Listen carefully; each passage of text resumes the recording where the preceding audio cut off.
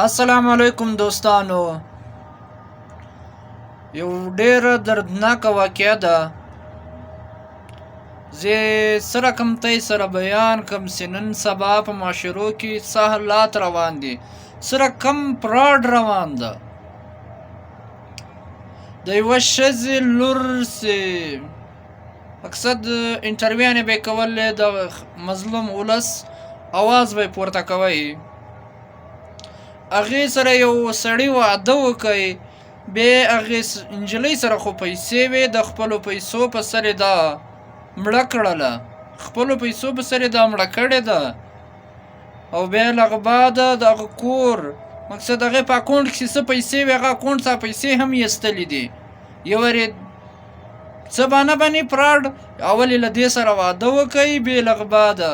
چې دې اکاونټ پیسې میسې ټولې لاسته کړې، بیا دا مړه کړې ده. له هغه بعد یې اوس د کور والا مور ته یې دمکۍ ورکوي چې دا کور زما په نامه که. ته یې کتلی سي په دا ویډیو کې را سره دغه هلک تصویر او دا ویډیو ته یې را سره کتلی سئ. بسم الله الرحمن الرحیم. شروع کوم په نامه د رب ذوالجلال چې بخونکی او مهربانه بادشاه دی. قدرمندو د پیښور سیمه ده، یو ببو دردمنده ده، بار بار جړه پریاد کولو چې زما لور چا مړه کړله او د بیګ نه پیسې ویستلې او زما نه نصیبو تلوې تختولو، مال هم د مرګ دمکیانې راکړي چې کور زما په نوم که. راغلی و دغه ببو درد پریاد ستاسو سره شریکو چې ببو ولې په تکلیف کې ده، د ببو لور چا مړه کړه، ظالم څوک دی، د ببو سره زیاتې چا وکړو. السلام علیکم. وعلیکم سلام. بابو څنګه یې؟ ښه خیر شکر دی. دا څه واقعه شوې وه؟ دا داسې چلو چې دی دا خو رپورټره وه که نه نو ستا دا لور و؟ رپورټره وه؟ دې ته ویل چې راشه د صادق خان انټرویو وکړه. د کوم صادق خان و؟ دا صادق خان سره دا مشهور سړی دی که نه، دا کوټې والا تصویر دا کوټې والا. ویل راشه دوی انټرویو وکړه. هغه اسلام آباد ته لاړله او چې دی هلته وکتو صادق خان نو، دا واپس راتله. بیا دا سړی هم راتلو، دا طاهر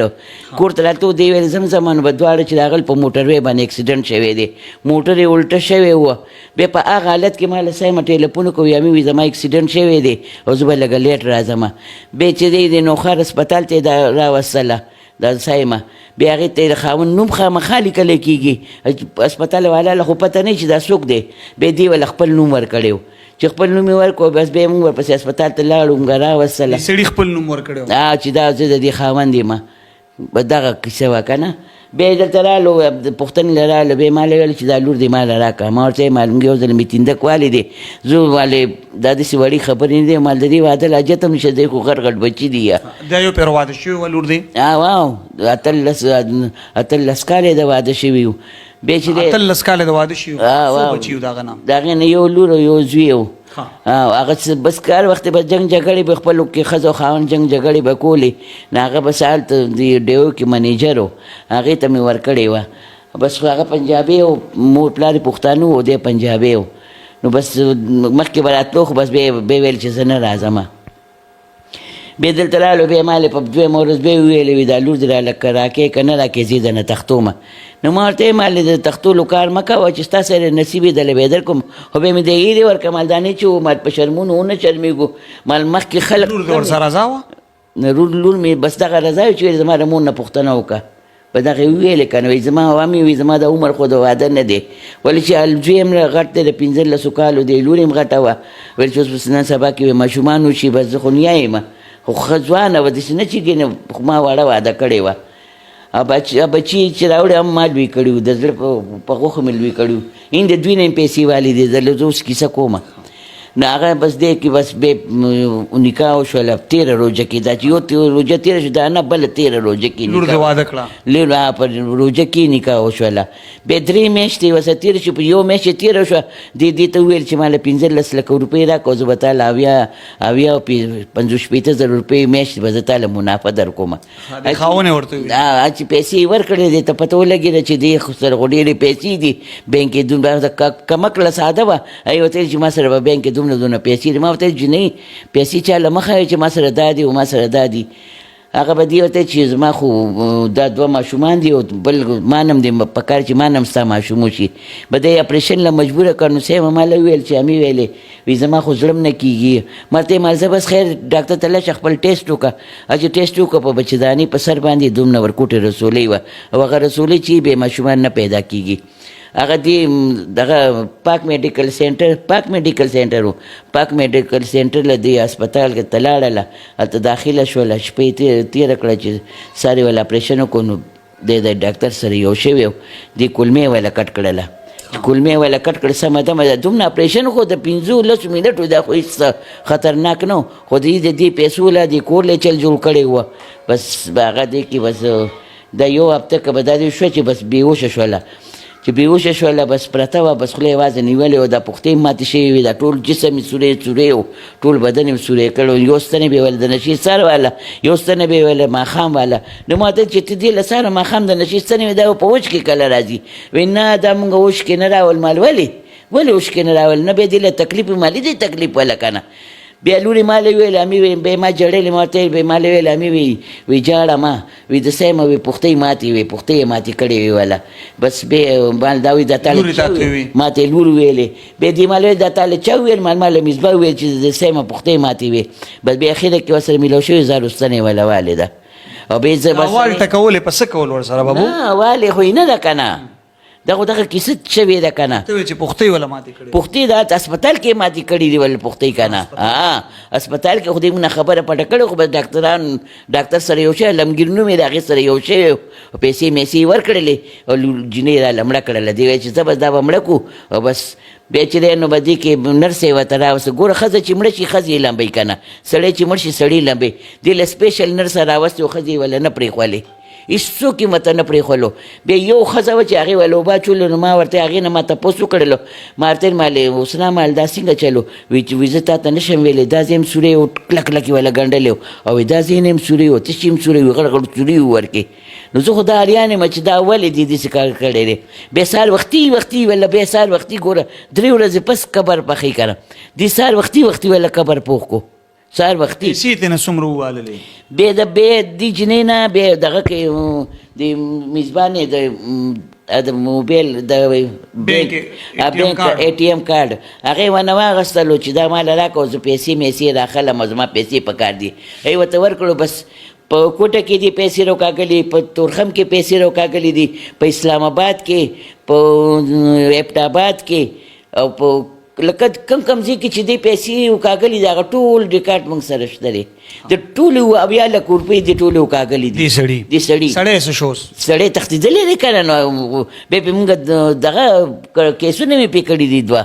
ماشومان هم تښتولي ماشومان یې په هغه ورځ دې داسې په دا ډانګ به لوښیه په دې داسې ډانګ باندې دا مې د دوی نه بل لړو دا ډانګ باندې زه والې وم یو دم دلته زه ناست وم ما خور سره مې خبر مې یو خور مې ده د زړه مریضه ده بوډۍ ښځه ده هغې سره زه ناست وم خبرې مې کولې یو دم دې په ما باندې را باندې کړه او ما له خدای دومره همت را کړو چې زما د خولې نه اواز نه دی وتی زما د سترګو نه اوښکې نه رابهېدلې بیا لاړم تاڼې کې مې راپورټ وکړلو تی ولې والې وی چې د دې کور ګوته راله ولګوه که نه د دې کور د دې کور مال ولې درله ولګوم د کور ګوته وی چې نه لګې بس بیا او دی بیا زما خور ته ټیلیفون کړی وي که دا ته نه وې که نه دا ما مړه کوله نو ما ورته ویل تا سره د هغې سره داسې یو ټکوال موبایل دی ما چې دا خبرې دې ریکارډ کړی وی نو ما لیله به کار شوی زړه مې چاودې زړه په چغه وچاړه به زه چې چلو کړ زما غوړه وچاودېدو زما څو پیسې څخه هسپتال پورې رسېدلم دې ته تپوس که مرګ نه بچ شوی به شکر مې نه راکمېدو شکر بلډ پریشر مې آیو زما خپل ماشوم زما کور یې وران کړی دی خدای کور یې وران کړي چې زما کور یې وران کړی دی ربه دا خدای مې وکیلات دا خدای مې جج دی او دا قرآن مې وکیلات دي یا الله زما فریاد وارسته انصاف وکړي ربه خدای زما خو هېڅوک هم نشته دی چې زما بدل والي زه څه چل وکړمه ای خدایا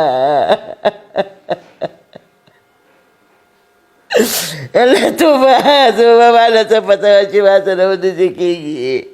زما ودان کور وران شو زما هر څه وران ویجاړ شو ما د دې سره د لاسه را کور خرڅ کوم چې ورځې بل طرف ته لاړه شمه پیسې را سره نه وي بل خامخا به پیسې لګېږي بیا لاړه به تورخم له هلته مې پیسې ورکړې وي دې پلارې هلته یې پیسې ورکړې بیا یې دا بیان کړی چې ما چې دا بیان کړی و دې ورته ویلې چې د دې اخري سټیج و او دا وی دا د دې ستا دا لورې یادوله زما لورې یادوله وي دا وي مړی مال دا بکواس کوي هېڅ هم نشته مال دومره رسولۍ په بچدانۍ یې مال دا خو چې دا نه وي نو څه به ویه دلته یې ما سره تفسیرونه پراته دي چې سره 3 اپریشنونه شوي وو لور دی واو د دې په دې کې دغه رسولۍ وه 3 اپریشنونه کې هېڅ هم ونه شو دې د لاسه زما لور لاړه له خاورې رې شوله پیسو د پاره دې واده دا پیسو د پاره یې ورته واده کړی و د دې او د دې په عمر کې د 10 کالو فرق و سړی پې غټو کو ستا لور مشره وه زما لور پې غټه وه دی پې د دې عمر کم د ده یو ښځه را پکې څلور زامنې دي څلور زامن 2 لوریانې دي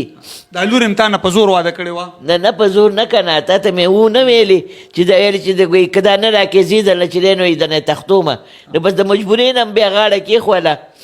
به دغه کیسه شوې وه نو دا اوس لور دې واده کړه د واده په څو میاشتې مړه کړه په درېیمه میاشت باندې 3 میاشتې یې ورسره تېرې کړې 3 میاشتې د واده په 3مه میاشت مړه کړله په 3مه میاشت به دغه کیسه شوې وه د څو پیسو مالک وه چې دته یې وړلې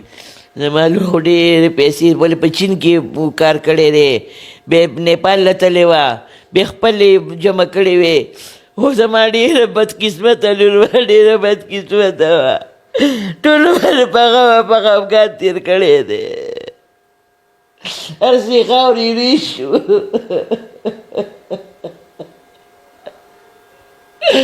الله زړه وران دی بلې نه روټۍ خوند را کوي نه دا له څه نه څه کوم ماشومان چې یو دا خو د دې خاوند نه نو که نه دا د ده نه نه وي دا د دې عجب ګل نه دي نو دا یې ولې بوتلل دا خو د ده بچي نو که نه بس دا یې دلته چې ځي وواله ورته وي مخکې شئ وي ځئ مخکې شئ په زور یې بوتلل بس دغه څه سلا وه او څه ناسلا وه بس بوی تله دا غټه جینۍ له ځان سره ګرځئ مو چا وله وویله وایي څه وایي چې خپله لور خپله مالته یې ما بیا چې هلته زه تللی وم وله حجرې له ما چې ستا لور داسې پردی سړی ځان سره ګرځئ ستا په اړه به څه تېرېږي دا خو ځوانه جینۍ ده حجرې چېرته وه چې تللې وې حجرې تورخم کې ده دا د تورخم دی دا تورخم دی دا علي مجید ته څوک یادوي چې د چا سیکورټي ګارډ یم دا د دې صادق خان و څه چې د سیکورټي ګارډ وي دا د دوی نه 100 لکه روپۍ ده نه اخېستي 18 لکه روپۍ د دوی نه اخېستي د عمرې په ټکټونو په بهانه باندې یو ناصر دی د سیمه په دغه کې دی په دفتر کې ناصر نوم یې دی کیمرامین دی یو د هغې د رور نه یې پیسې اخېستې دي چې کوم ملا والا نکاح تړلی د هغې نه یې هم اخېستې دي هغې هم والی دی او یو چې دی د هغه ریډیو پاکستان څه پی ټي وي صبوره پی ټي وي دی هغې کې چې هغې نه 45 لکه روپۍ والي دي او یو دی هغې نه موبایلونه 9 لکه روپۍ د هغه نه والي دي یو نوم یې اسامه دی د یو نوم شیر دی لور کوم چینل سره کار کولو زما لوره دغه ریډوانو کې کار کول نو بوراک اخو لا واده نه وه چې بوراک یې کول بیا بوراک یې پرېښو چې واده شوله ای پی پی کې اخبار کې نوسین در نه بوتلو لور هم در لمړه کړه لورې را لمړه کړه ته وخل چې دا کور زما په نوم زه یې مړه کولم خو بس خدای بچ کړی ما زما خو ټولو د املا باندې سم تا سره موبایل کې هغه تصویرونه ولوښیه که نه په حکومت کې چې کوم دا تکړه ښه افسران دي زما دپاره دي